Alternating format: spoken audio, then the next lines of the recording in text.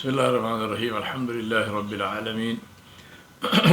Wassalatu wassalamu ala ashrafil anbiya'i wal mursaleen Muhammadur Rasulullah sallallahu alayhi wa ala alihi wa sahbihi wasallam. Tasliman kathiran kathiran. Amma ba'du, my brothers and sisters, we are on the series on Khutbatul Wada'a, the farewell khutbah of Rasulullah sallallahu alayhi wa sallam. And we are talking about what kind of role models we want to be.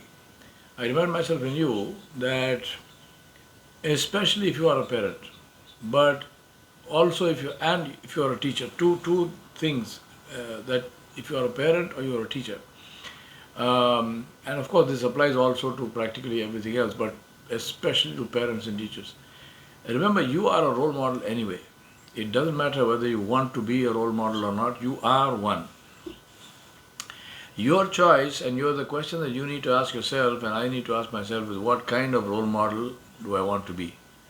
Do I want to be a role model about whom when my student thinks or my child thinks about me, he says, Alhamdulillah, that Allah gave me such a role model? Or do you want to be somebody who, when your student or your child or anyone who came into contact with you thinks about you, they say, Astaghfirullah? That is our choice, right? Which one do you want to be? Do you want to be somebody whose passing is regretted and they make dua for you and your forgiveness, or your passing is a day of celebration as far as they are concerned? Thank God he's gone. And therefore it's very important to keep this in mind constantly. As I keep reminding myself and telling you as well, which is that this is not a choice. It's not a choice of saying, well, I don't want to be a role model. Well, if you don't want to be a role model, the only way that you are going to achieve that is by probably going and living by yourself somewhere in the Baghdad and, completely going off grid. Then maybe you have a chance. But other than that, if you are in society, if you are living among people, especially if you are a parent and a teacher, but even if you are neither a parent or a teacher, if you are just a member of society, member of a community, a member of an organization, and so on, you are up there, visible, and you are creating examples and you are creating memories for people. Now, what is the kind of memory that you want to leave behind? It's not a matter of whether we are not doing this to show anybody. It's not a question of whether people will appreciate it or not. Most people don't. Think about all the importance of thanking people, right? Which we, of course, I keep on harping on it all the time, because this is what Allah subhanahu wa ta'ala told us to do. This is what Rasulullah sallallahu alaihi wasallam told us to do. But how many of us thank those who we have benefited from? So we are not doing it for them. We are doing it because also this is our record. This is our record before Allah subhanahu wa ta'ala, and this is what we will be questioned about, and therefore keep that in mind. We seem to live in a strange world and with a strange attitude that we don't hesitate to criticize anybody, but we get very embarrassed to show affection or to appreciate the good that we receive from anyone. So we are very quick to criticize people, but we are not equally quick or even willing halfway to appreciate what people do for us. Now, Rasulullah sallallahu alaihi wasallam said two things about this.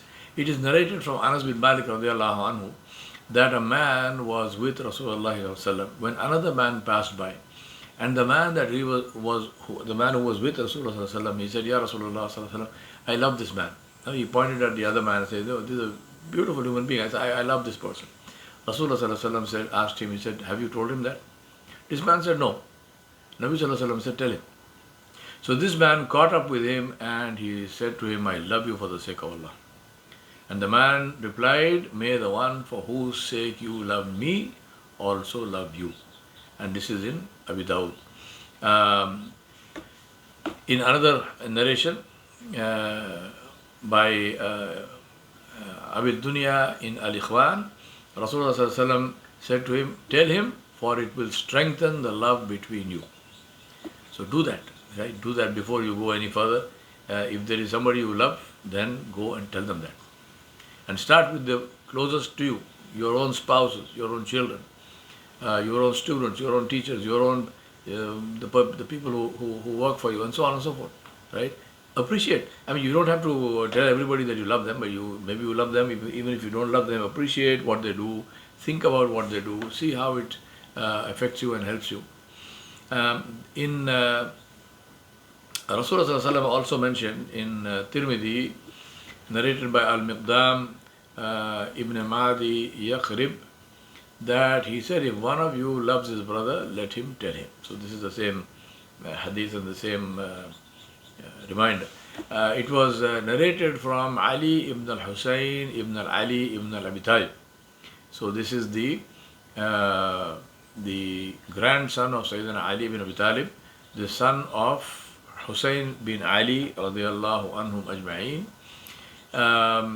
who said that Rasulullah Sallallahu Alaihi Wasallam said, if one of you loves his brother for the sake of Allah, let him tell him that, for it does good and makes the love last. Abu Hurairah radiyallahu anhu said that Rasulullah Sallallahu Alaihi Wasallam said, the one who does not thank people for the good things they do for him is not thanking Allah subhanahu wa ta'ala. And this is in Musnad Imam Ahmad, Abu Dawud and At-Tirmidhi. Abu Hurairah radiallahu anhu reported from Rasulullah sallallahu alaihi wasallam, who said, he who does not thank people does not thank Allah. And this is in Musnad and Tirmidhi. He also said sallallahu alaihi wasallam, whoever does you a favor, then reciprocate. And if you cannot find anything with which to reciprocate, then pray for him. Make dua for him until you think that you have reciprocated what he did for you. And this is in Abu Dawud. In another hadith, sallallahu alaihi wasallam, he said, whoever has a favor done for him and says to the one who did it, Jazakallahu khairan, may Allah subhanahu wa ta'ala reward you with the best, has done enough to thank him. And this is in Tirmidhi. So instead of saying thank you and shukriya and whatnot, say Jazakallahu khairan. This is not about Arabic, Urdu or English, it is about giving a dua. Shukriya and thank you are not duas. You can say it, it's not haram. But Jazakallahu khairan is a dua. A person who did something for you deserves that you do something for them in return. I have mentioned this story in other places, but I think it's appropriate here to also mention it. I was teaching a course in Chennai, and it was a coincidentally it was a group of Tamil Brahmin people. The whole course. It was a course, a leadership course for GE, and so these were all. They were all engineers and some IT, some mechanical, and so on and so forth. But they were all from, I think all of them were IIT graduates, or some of them were REC also. But anyway, so these were all highly qualified engineers working for General Electric. And it so happened that they were all Tamil Brahmins. Now, I speak Tamil fluently, as some of you may know. So, towards the end of the first day, it was a 2-day leadership course. Towards the end of the first day, I talked about the importance of being thankful, because it's a very important leadership quality to thank the people who you lead, to thank your followers, to thank team members and so on. So I talked about that. And I asked them a question. I said to them, for those of you who don't know, in Tamil Nadu, and especially with the Brahmins, there is a custom which is that the first person to wake up in the house is the lady of the house, right? Is the mother, wife, sister, whoever. Then she wakes up, she has a bath, and then she goes and she does her puja. She prays to her gods, and then she goes into the kitchen and she makes coffee. They drink freshly brewed coffee, freshly ground beans, and they freshly brewed coffee, and there is really nothing as wonderful as that coffee. I mean, I have in my plantation days, I literally sort of grew up on that coffee. It's a very, very beautiful coffee. There's nothing that comes even close to the coffee in Tamil Nadu. So this is a ritual. So now the lady makes coffee. Then the men wake up and she brings the coffee for them. So they drink coffee and they read the Hindu newspaper. There's a newspaper called The Hindu. They read the Hindu newspaper. It's a very good newspaper. It's very, middle of the line, and good reporting, usually good English language also in it. So this is the ritual. So the mother wakes up, makes the coffee. By then these sons and the husband and whoever wake up, and she brings them the coffee, and they drink coffee and they read the paper. Now, so I asked them, I began my thing on being thankful. So I asked them, I said, tell me, what if one day this coffee doesn't come? Right? You wake up one day and there is no coffee. Now there was literally the look of horror on their face. They said, oh, they said that would be terrible. I mean, how can it be a good day if there is no coffee? So I said, then let me ask you a question. I said, how many of you thanked the lady of the house who brings that coffee for you, who makes the coffee for you every single day of her life? Whether it's your mother, your wife, your daughter, your sister, whoever. Right? It's always the woman, the man never does it.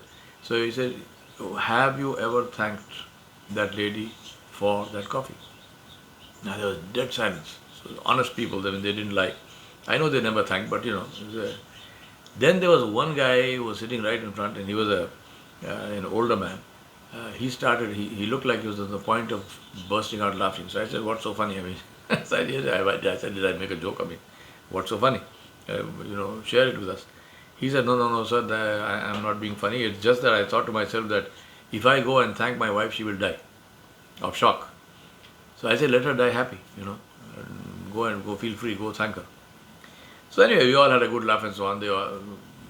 Day finished, they all went home. The following morning, now my practice is, if I'm teaching a course, I always I arrive at the scene at least half an hour early. Right? So sometimes maybe a little bit longer, a little bit more, but usually about half an hour early, I come to the place.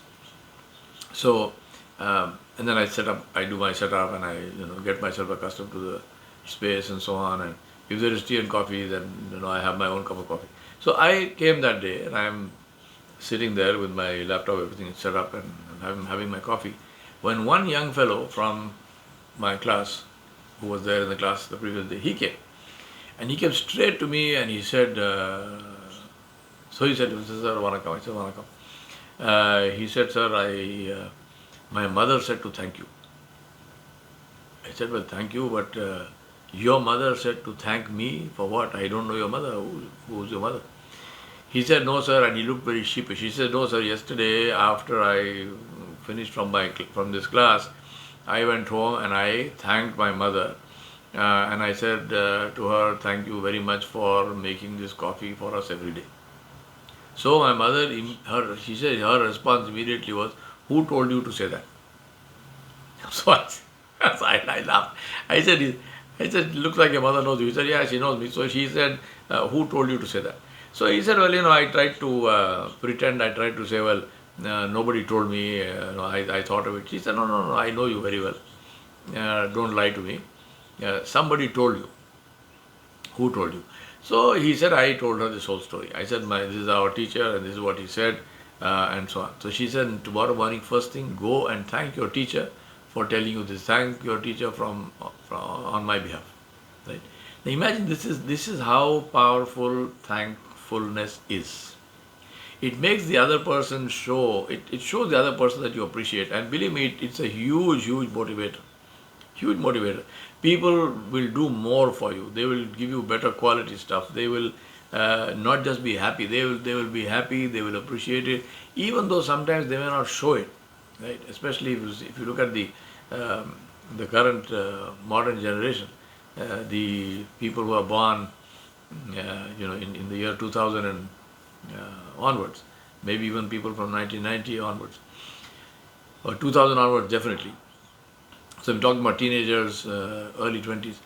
Usually they are, not very responsive, right? If you thank them, if you say something, not very responsive. But my experience with them is that they're very nice people at heart. And even though they may not respond immediately on the face and so on, it shows throughout. And once in a while somebody drops, a line, or somebody says something which shows you that everything you said was registering, even though they look like, they were dumb, or they look like they didn't care less and so on. That's the cool image that they are trying to project to the world, that I don't care, I have no feelings. But that's not how they are. They actually have more feelings than my generation did. But they are responsive, they appreciate it. So do that. Thank your children, thank your students, thank your parents, teachers, thank everybody. Thank everybody. It's a very nice thing to thank people. So let's change and let's bring our hearts together. Let's clean our hearts. Don't sleep tonight until you have thanked those who do favors for you day in and day out, and those who work in your homes, and who work for you, and all do stuff for you, great and small. Think about, most of us masjid going Muslims, in America especially, there is somebody who cleans the masjid for you, right? Whoever. I mean, usually it's one of the community members. Maybe he or she is not, that obviously they're not wealthy, so they're doing the cleaning of the masjid. Maybe it's a firm that you have hired out, but the firm is a business. The people working in the firm, they're human beings like you and me. How many times do we thank that person? Right? I want to ask this question to the masjid boards. How many times have you, you give all kinds of awards, right? This is another thing in America. We award for this, award for that. How many times have you given an award to the person who cleans the masjid? And if you haven't done it, why have you not done it? Right? Isn't it not important? I mean, if that person, if nobody cleans the masjid, will you not feel that? So when somebody is cleaning the masjid, what's our appreciation? These are very important things that we must do. And anyone who wants to answer this by saying, well, don't they know? Then my simple answer to you is, doesn't Allah know? And if Allah knows, and still Allah subhanahu wa ta'ala said, لَإِن شَكَرْتُمْ لَأَزِدَنَّكُمْ وَلَإِن كَفَرْتُمْ إِنَّ عَذَابِي لَشَدِيدٌ. In Surah Ibrahim, Allah subhanahu wa ta'ala said, the one who thanks me, I will increase my blessing for him, and the one who doesn't thank me, let him be aware of my punishment. Doesn't Allah know? So why is Allah saying this? Because thanking is about us. It is not about the other person. It's not about whether the other person knows or doesn't know or not. It's about you as a human being. Do you have the decency? Do you have the honor? Do you have the integrity to appreciate and to acknowledge and to be thankful and grateful for something good that came to you, and that you don't take it for granted? My brothers and sisters, make it a conscious habit to say at least one good thing to your family members every day. Consciously think about this. What is the good thing that I said to my family today? Right? Express one thing that you appreciate about them. Do that. One thing that you appreciate about them, express it to them. If necessary, carry a notebook and note down what you like about them. Right? We have, I don't think we need to have a notebook to figure out what we don't like. Right? Usually we are very good at that. But what do you like about them? Do that consciously. Tell your husband, tell your wife, tell whoever, your family people, one thing that you like about them. And do that every day. Every day, one thing that you like about them. Believe me, you have more things that you like than what you dislike. But do you express that? It doesn't take intelligence to find people's faults. Any dog can do that. That's why we use them to detect crimes.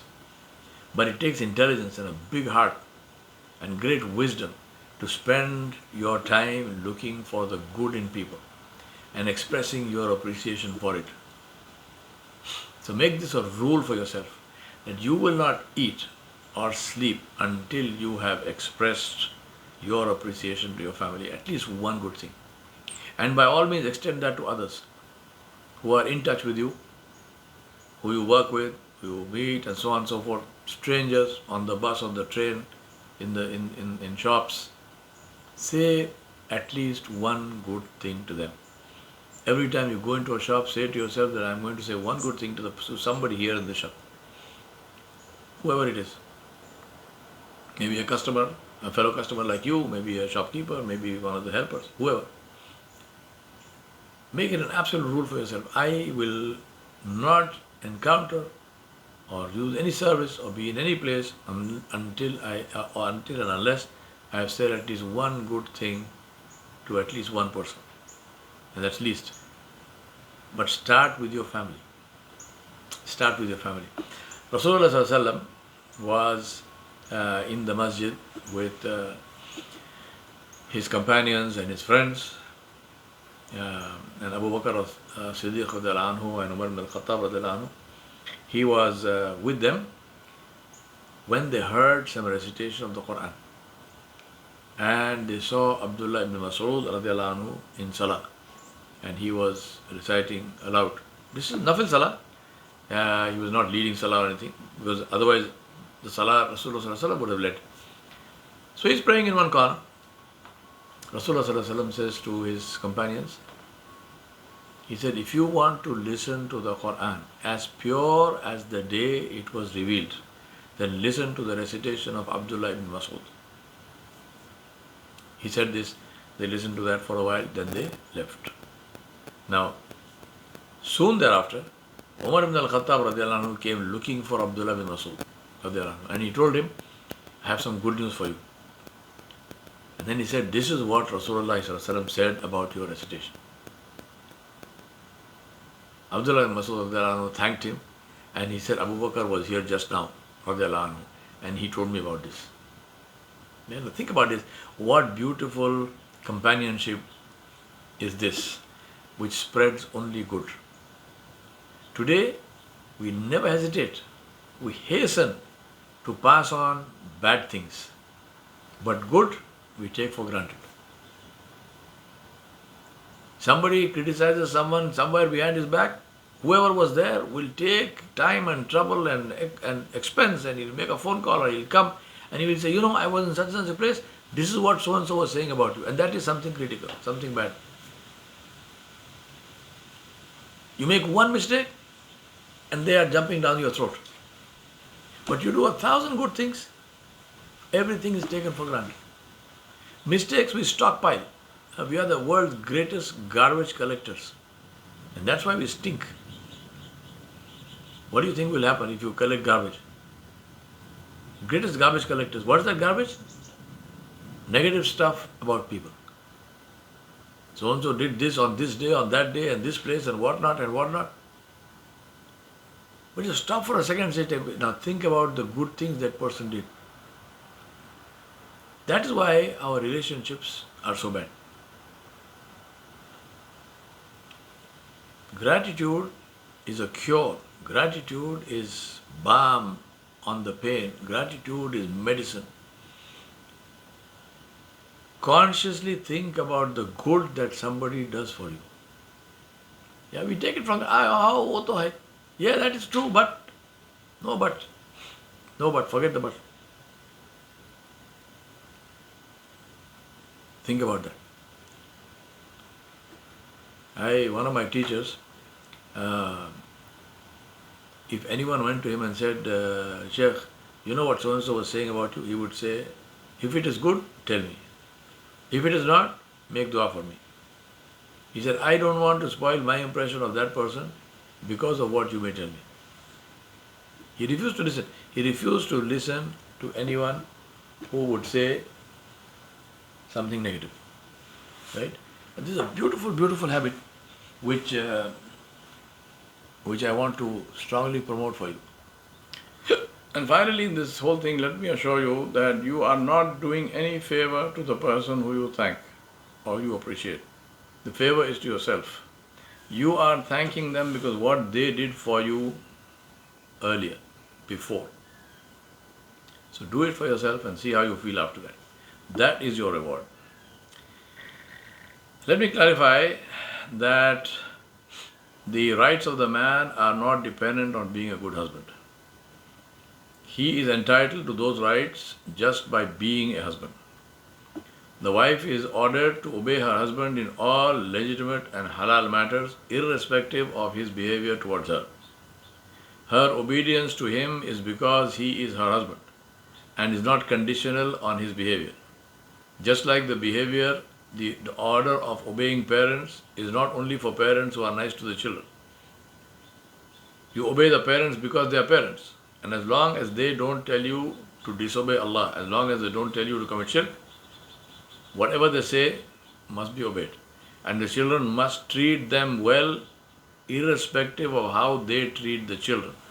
Now, obviously, it would be very stupid and oxymoronic if anyone believes that by this I am saying that husbands can treat their wives anyway. They can abuse them, they can, curse them, they can beat them, but they are still entitled to this obedience and so on and so forth. They may be entitled, but Allah subhanahu wa ta'ala will punish them for their bad behavior. So also the parents, it is not a license for the parents to say that just because they are your children, you can treat them like dogs. No, you can't. You cannot. You have to treat them well. You are responsible for their tarbiyah. You are responsible for being good to them, for raising them as good people, as good Muslims. And if you don't do that, then this will become a reason for Allah subhanahu wa ta'ala to punish you, because this comes under huququl ibad.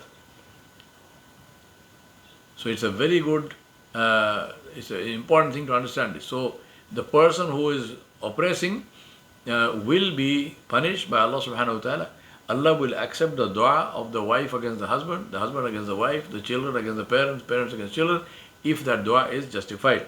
So beware and be warned against the dua of the oppressed, no matter who that oppressed is, and do not be an oppressor under any circumstances. When Mu'adh bin Jabal radiallahu anhu returned from Sham, he prostrated to Rasulullah sallallahu alaihi wasallam. He made sujood to Rasulullah sallallahu alaihi wasallam, sajda of ta'zim, right? He was not worshipping the Prophet sallallahu alaihi wasallam, sajda of ta'zim. Now those people who say that sajda of ta'zim is jaiz, it is not jaiz, it is haram in Islam. Any sajda is haram. But Mu'adh bin Jabal radiallahu anhu, when he returned from Sham, he made sujood to Rasulullah sallallahu alaihi wasallam. Rasulullah sallallahu alaihi wasallam said, "What is this, Mu'adh?" He said, "Ya Rasulullah, when I went to Sham, I saw the people making sujood to their priests and to their bishops and to the king. So I told myself that I would like to do this to you, because you are the Rasul of Allah." Rasulullah sallallahu alaihi wasallam, he forbade it. He said, "Don't do that." He said, "Do not make sajda to me." He said, "If I were to order anyone to make sajda to anyone else," again remember, this is not sajda of worship, it is sajda of ta'zim. He said, ta'zim is sajda of respect. He said, "If I were to order anyone to make sajda to anyone else, I would order the woman to make sajda to her husband due to the greatness of his right over her." Now, which means what? Which means that even sajda of ta'zim to your husband is not permitted. Nabi sallallahu alaihi wasallam said, "If I were to permit it, this is what I would do." Which means what? It is not permitted.